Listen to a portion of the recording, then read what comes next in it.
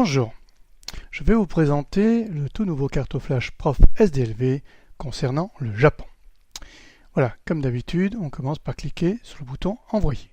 Nous avons maintenant un écran avec 3 cartes, une centrale, 2 à droite, chacune.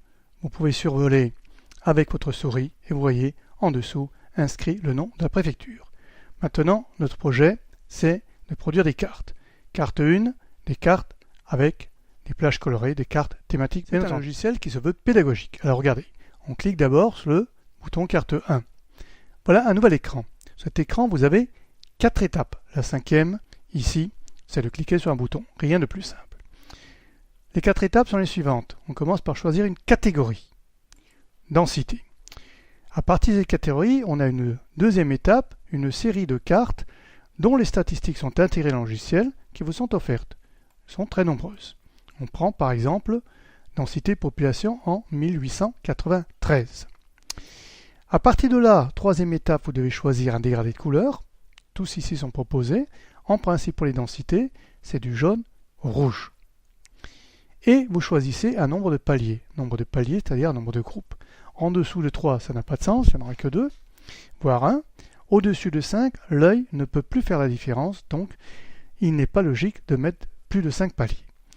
Ceci étant, pour avoir une carte bien fine, que l'on peut bien analyser finement, on choisira, nous, 5 paliers. C'est fait, on clique sur le bouton vert. Et voilà, votre carte est donc affichée, avec ici la légende, rien de plus traditionnel. Et, comme je vous l'ai dit, vous survolez les différentes préfectures. Vous avez non seulement le nom de la préfecture, mais cette fois-ci aussi la valeur. Évidemment, en dessous, les sources. De la même manière que nous avons produit la première carte, nous pouvons produire 2 autres pour en avoir 3 en tout.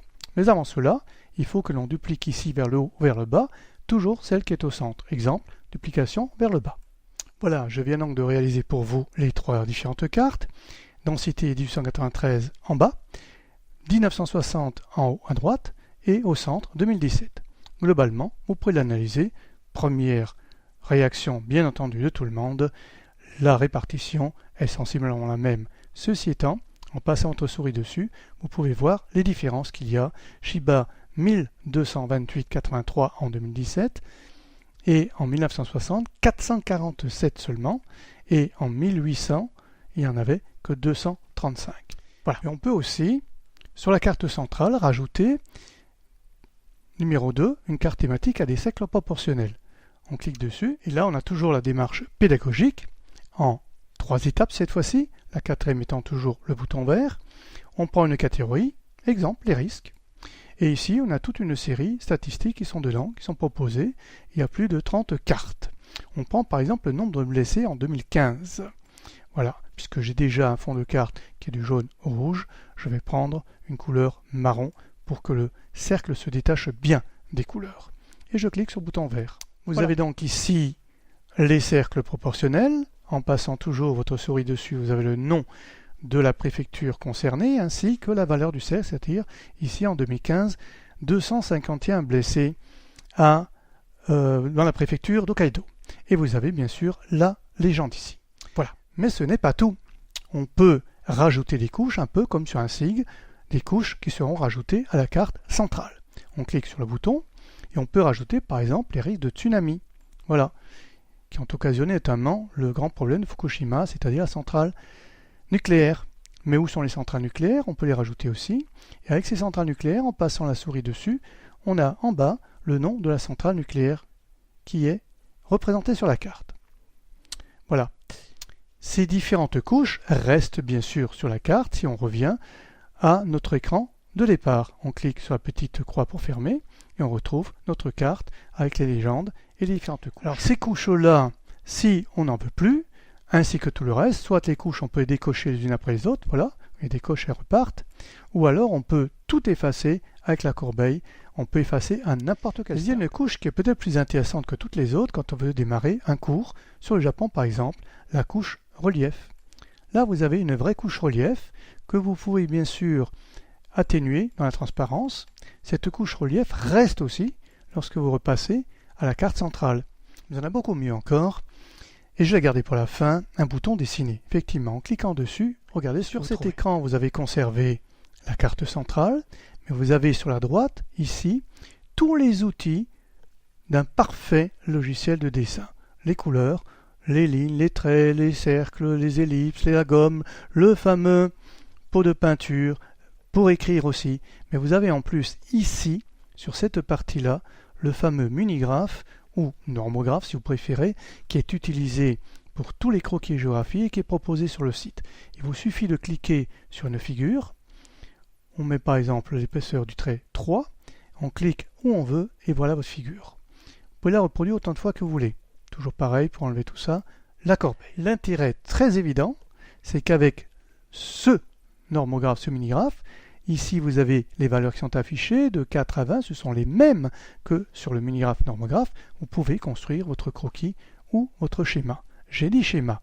Oui, il est possible de créer, de produire. Vous allez me dire, pour un schéma, il faut d'abord un contour schématique. Rien de plus facile. On clique sur ce bouton-là et voilà les contours schématiques du Japon.